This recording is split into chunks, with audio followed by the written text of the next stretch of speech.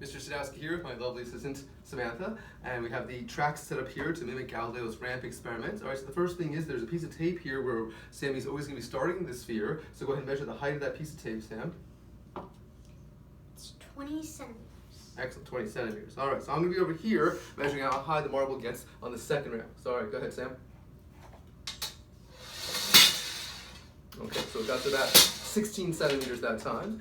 And then just like Galileo did, I'm going to lower the angle of the second ramp. So let's move the books down here, making this a less steep second ramp. Alright, go ahead.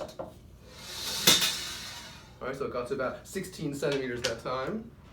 Alright, again I'm going to lower the angle. Make sure these are aligned. Alright, go right ahead. Alright, so it got to about 16 centimeters that time. And I'm going to lower the angle again, this time by removing a book. And making sure these are lined up.